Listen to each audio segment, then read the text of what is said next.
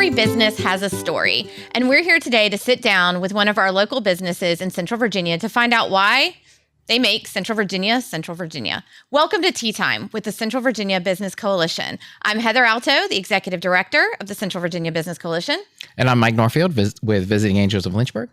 And we are here today to spill the tea, literally in this episode, with our guest, Jordin from the Vincent Van Gogh Café. Hey, Jordin, thanks for joining us. Are you ready to spill the tea? Absolutely. All right. Yeah, it's a pleasure to be here. Well, thank you. It's great to have you here. So what's the story behind your business and how did you get started? Well, it all starts from a passion and in the arts, pretty much coming from my grandmother. She really educated me in the arts from loving Vincent Van Gogh and Monet, and the idea, the concept behind the whole branding was to utilize the name Vincent Van Gogh for the arts side of the business and actually do a little memorial to my grandmother who had passed. And so it really started from my grandmother, and then it got to me, and then my love for Vincent Van Gogh as much as what my grandmother loved. It just ended up blossoming into more on the health and wellness side of the business and also faith-based. Awesome. I like that. So what inspired you to kind of take the leap and go for a brick and mortar? Well, we're still trying to go for brick and mortar at the present time. So we're really working with a food and beverage trailer, cafe space that is an outside courtyard cafe and a blacktop type cafe within the Runkin Pratt Strip Mall. I don't know if you've ever been to that area, but it's actually right near the high school JF, Cavaliers Corner. And so we created a nice little ambiance of arts with sunflowers and Starry Night on the actual trailer itself. So it's pretty much backed up by baristas that actually are doing a drive-through concept at the moment for the winter season. And then we'll have events that are played out through the spring and the summer. Very cool. So was there a particular moment where you knew like this was what you were meant to do? Yes. There's been a lot of struggles in my life, lots of obstacles, quite a bit of suffering through lots of illness, ailments and such. And I feel like God has pretty much gotten me through so many hard times. And it's gotten me to this stage of trying to give back to the community and help people out, try to help cure chronic illnesses, focus on gut health, helping the mind and the body. And that is the biggest thing that we focus on, is to make sure that we have pure ingredients, the finest ingredients that are just going to help reduce inflammation. Awesome. I like it. So what do you think is the biggest challenge you faced since you've opened? Biggest challenge is location. Right. Everybody says that in business. When you first, it's like location, location, location. And I think that because we're located in a parking lot that is a little far away from the strip mall, most of the other stores that are in the parking lot, it makes it more difficult for people to see us. So we're doing our best to try to attract people to come out and utilize the drive-through with signage that's pretty much on the side of the road, trying to get some awareness that way. What keeps you pushing forward, though, with the challenges that you're facing? What's kind of keeping you moving forward? Well, I would believe that an education within health and wellness on different options for coffees and teas and having different types of alternative sweeteners to different flavors that can entice people to enjoy their drink, but also stay healthy. So I think that the educational side of it is, forthcoming. We're doing our best to get that education out from posts online through our social media platforms.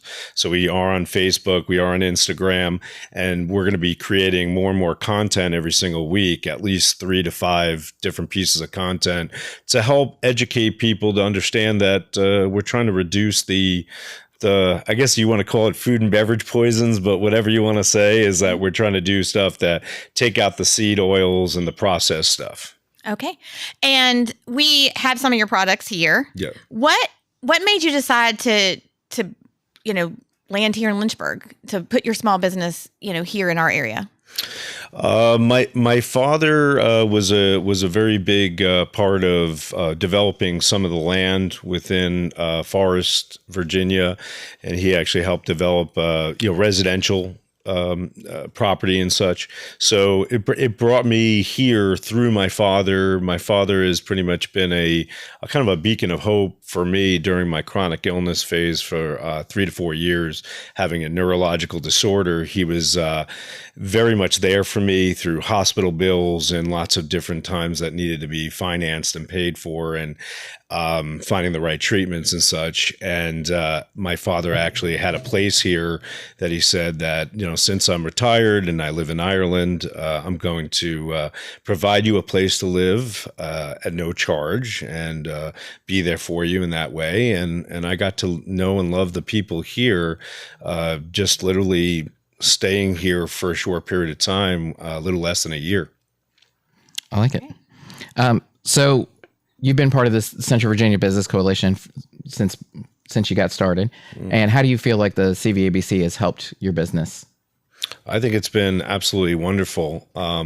Everything that you guys have been doing to really get the word out on the business, to support us, we appreciate 100% all the support.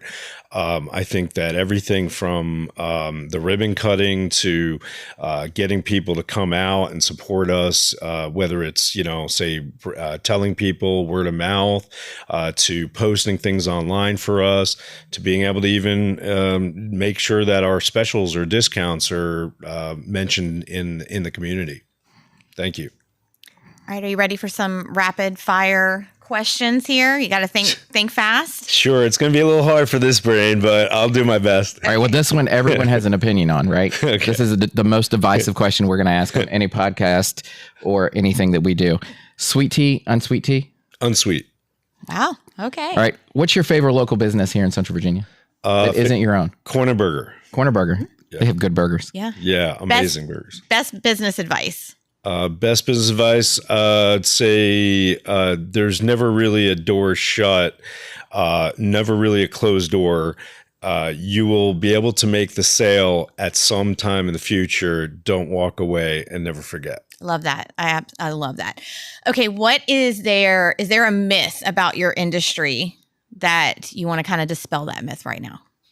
Myth about the industry is, a lot of people say that the health and wellness side, or combining that with, say, the coffee and tea and cafe side, can't really be done. But we're proving it every day that we can combine all of the good things that people are loving in their daily routine and putting that into just having 3 to 4 ingredients per item and making it pure for everybody.